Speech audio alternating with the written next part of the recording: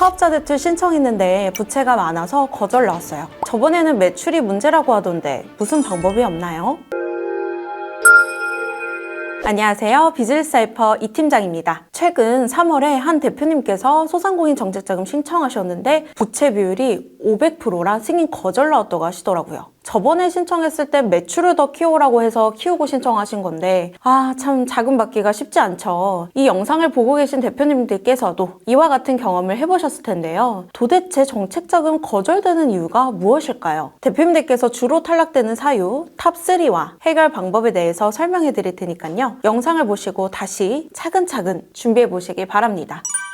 소상공인 정책자금 거절되는 이유 탑3. 네, 첫 번째는 앞에서 말씀드린 것처럼 높은 부채 비율이 문제가 될 수 있어요. 기업의 부채 비율이 높으면 자금이 거절될 확률이 높습니다. 보통 법인에 해당되는 내용인데요. 법인의 자산은 자기 자본과 타인의 자본으로 구성되어 있습니다. 부채 비율이란 기업의 재무구조에서 타인의 자본에 대한 의존도를 나타내는 지표이고요. 기업의 총 자본 대비 법인의 빚의 비율을 계산합니다. 네, 두 번째는 국세 체납과 연체입니다. 사업 운영이 어려워서 또는 사업이 바쁘다 보니까 미처 신경을 쓰지 못하셔가지고 4대 보험, 법인세나 종소세, 또 부가세를 납부하지 못해서 국세에 대한 체납이 발생할 경우에는 자금 신청 시 바로 탈락할 수 있는 결격 사유가 됩니다. 거의 대부분의 자금 공문에서 제한 내용이 명시되어 있을 정도로 필수적으로 해결하셔야 하는 부분입니다. 세 번째는요, 과도한 채무와 낮은 신용점수인데요. 개인적으로 신용대출을 받게 되더라도 이미 많은 채무가 있거나 신용점수가 낮다면 당연히 추가 자금 조달이 어렵겠죠. 법인의 채무와 대표님의 신용점수 또한 같은 맥락입니다. 이미 기관이나 또 은행에서 대출이 있는 기업이라면 추가 자금을 실행하는 데 있어서 제한이 되고요. 대표님의 신용점수 또한 기업의 상환 능력을 보는 지표이기 때문에 중요한 기준이 됩니다.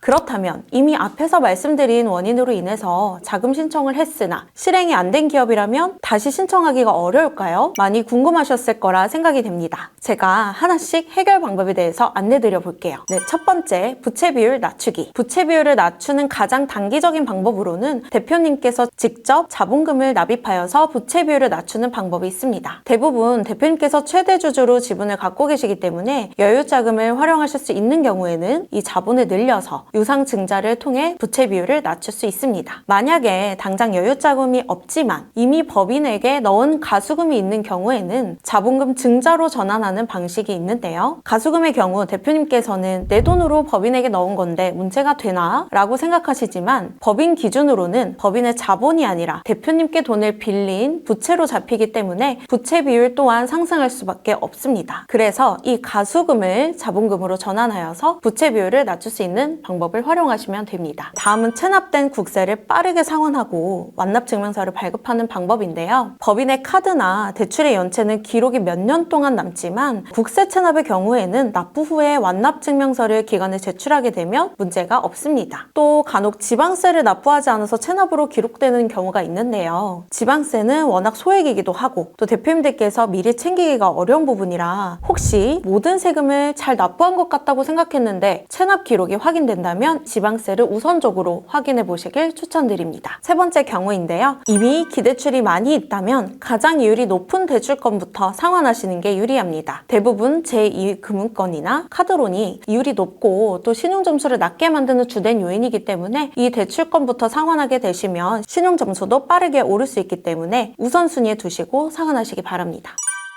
각 사례들마다 말씀드린 절차대로 문제들이 해결이 된다면 바로 자금을 재신청해 보실 수 있습니다. 대부분 정책자금 신청 결격 사유로 1차 서류 제출 후에 탈락하기 때문에 이 문제들만 해결이 된다면 다시 자금 신청을 하실 수 있는 조건이 되시기 때문에 빠르게 처리하셔서 바로 자금 신청해 보시기 바랍니다. 자금을 신청하실 때 매출이 많으면 많을수록 좋다는 내용들을 기반으로 열심히 사업을 진행하시다 보니 간혹 이런 탈락 사유들이 발생할 수 있습니다. 그래서 자금 신청하시기 전에 오늘 말씀드린 3가지 항목들을 미리 점검하셔서 안타깝게 탈락하는 일이 없도록 준비하시기 바랍니다. 감사합니다.